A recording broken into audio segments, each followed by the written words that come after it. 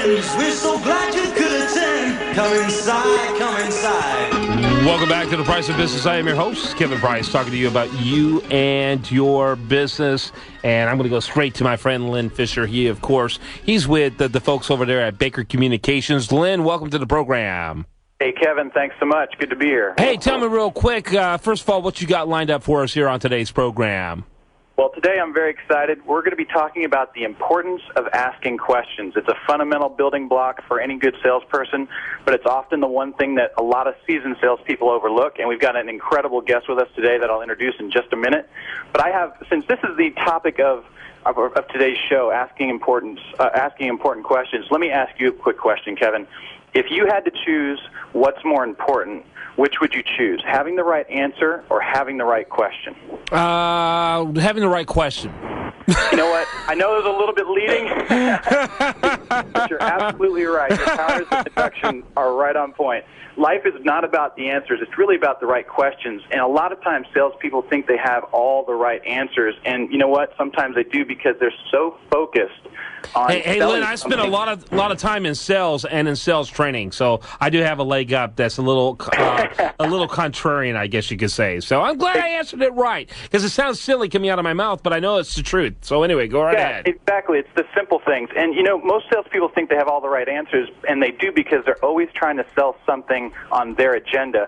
But they lose sight of creating trust, building intimacy, and really understanding how to create a long-term relationship. And so today I'm super, super excited about our guest.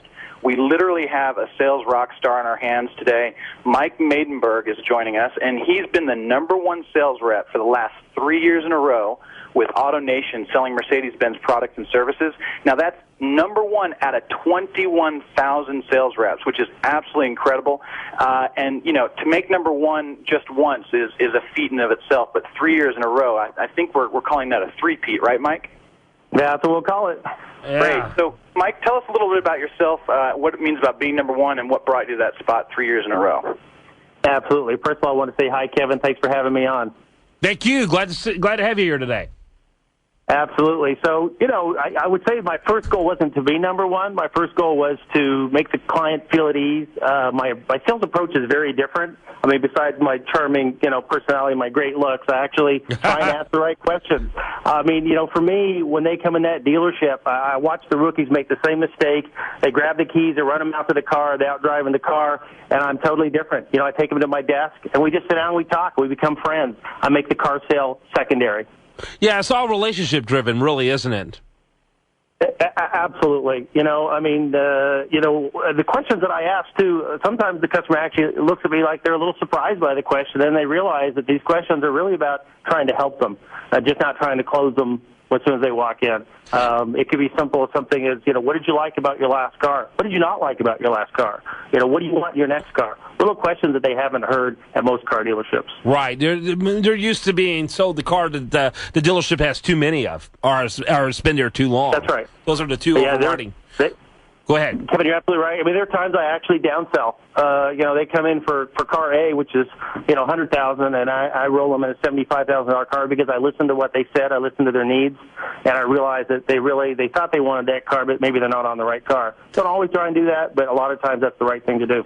Yeah, and you know, you've got a huge advantage. You'd probably have a difficult time if you were at any place other than CarMax to a certain extent, because, you know, when you're dealing with a pure Lincoln dealership or a pure, you know, Chrysler dealership or Toyota or whatever, you know what I'm saying? It's like, I can customize it, but only so much. But the great thing is if you keep abreast of the inventory at CarMax, you can really do some serious mix and match. Well, you know, I'm with Mercedes-Benz, but I appreciate the CarMax plug. Oh, that's interesting. I'm sorry about that. I misunderstood. I thought I heard something about CarMax here earlier about that. No, go ahead. The corporation's AutoNation. AutoNation owns probably over 700 dealerships in the United States, and the particular product that I represent is Mercedes-Benz. But you know what? The same tools I implement, a guy over at CarMax could utilize it just as easily. I'm not going to give them all my tricks, but, you know, and I also do the training here at Mercedes-Benz and try and teach these guys. When these people come in, they have a very high expectation. In fact, because of the product that we sell, I would say their expectations even higher. I have no idea where CarMax came in there. I know at you had similar models in terms of business models at one point. But you know what, though? What's interesting about it is that you raise a good point. The kind of guy that's going to go into a Mercedes dealer is looking for a genre in terms of class of cars. He's not looking for a Toyota. He's not looking for a Ford. He's looking for a certain class of cars. True? Yes, he really is, and his expectation is higher. And I think when you sit down and you ask the questions, I mean, Lynn started right off, what's more important? Yeah, you could have some really great, all the answers for closing, but that's fine. But at the beginning, you need to have the right questions, simple questions, maybe as simple as, are you looking for new or pre-owned? Give him the option that if he feels that maybe he's too high in a price on brand new, hey, then I'm also selling pre-owned. I can do pre-owned. What did you want on this car you didn't have on your last Mercedes? Or a simple question like, hey, what other competition are you looking at? What are you looking at? Because a lot of times I've had a client, I'll come and say, well, what are you looking at? And he's looking at the sedan, and then the two other products he's looking at is a sport SUV. Well, I say, well, we're not apples to apples here. Did you know I have SUVs? And all of a sudden, we're on the right car when we're on the wrong car. Yeah, absolutely. And so you take a true consultative approach. I do, absolutely.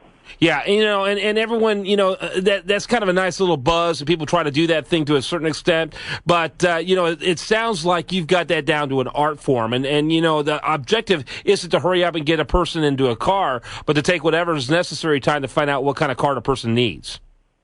You know what? That's exactly correct. And then the follow-up. I call them every year on the anniversary. I call them a week after they're driving the car. I make a long-term relationship. It's not just a one-time sale. Oh, and they have no idea. And see, this is where, what's the old cliche? I bet Lynn Fisher knows this. What's the cliche that the new sales close, new deals keep you enclosed or keep you fed. Renewals keep you rich. That's right. Exactly the point. It's easier to take care of a customer that you get repeat business from than it is to acquire a new customer. I have a quick question for you, Mike. What would you say is key to building relationships with your customer around their needs? How do you get to their needs? And I would like to point out that this is definitely a B2C conversation, but it's no different in business-to-business sales. It's the same approach. People have cares about, they have things that they want, they have desires and needs. What do you think it takes to build a relationship like that? Well, I think that's a great question. It's really, you need to take your agenda off the table and sit down and listen. You need to ask the questions. You need to ask the right questions. And the questions need to be to make sure that you're steering them to the right product. And like you said, it's really any business. I don't care if you're selling software, electronics. You've got to sit down. Don't rush to the product. I mean, I would say that asking questions and the right questions is as important as product knowledge, possibly even a little bit more. So, you've got to sit down. You've got to ask the right questions. Obviously, you need to know your business to know what the questions are. You got to know your product to know what the questions are. And just put that client at complete rest. I mean, I'll get to a point where I actually see them lay back in the chair, put their hands, behind there, and we're just having a great conversation and making sure that we're moving towards the right direction, the right product, long before I even show them the product. That's great. And, one follow-on question to that, one thing that I'm really, really attuned to in helping our clients see the value in is really understanding when you have earned the right to sell. Yeah. And to me, asking questions is all about that process. When do you feel like you've earned the right to actually sell something versus working to build rapport? I mean, you hit it right on the head. If you're 10 minutes in with this guy and, you ask if you want to take this car home, you haven't earned the right to ask for that sale. Look, you got to read body language. You have to be able to read the customer.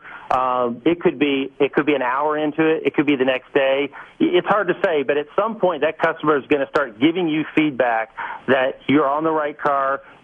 Maybe they want to move forward, talk about price. If they're starting to take themselves to the next level, I think what you got to be careful is not to continue, a Gatling gun approach of questions and not reading them that they just had enough. Right. You got to make sure you're not looking, and I'm sorry to interrupt, we're about to run out of time for this segment, but you got to make sure you're not looking like it's off form. It's got to look like it really is relationship development, and it should be that. That's right. And if you're calling a week later, and you're calling a month later, and you're calling a year later, you're going to have a relationship, and changing changing, and when they get ready to make their next purchase, that's going to be a no-brainer. Lynn Fisher is with Baker Communications, and the website there is bakercommunications.com. Always glad to have you. We're glad we have you as a backup for Walter Rogers, who couldn't be here today. I heard he lost his voice, and very glad to have Mike here with us, with Mike Maidenberg, and he is with AutoNation, and particularly with their Mercedes-Benz dealership. And which Mercedes-Benz is that, Mike? I'm at Mercedes-Benz of Houston Greenway. You can look me up. Hey, I love it. I might come out there and watch you at work. Come on over. Hey, out there and buy a car, Kevin. Bring your checkbook. Hey, you never know. Stranger things have happened, Mike. Hey, I appreciate it. Hey, Lynn Fisher, I appreciate both of you guys. Great show today. Very practical.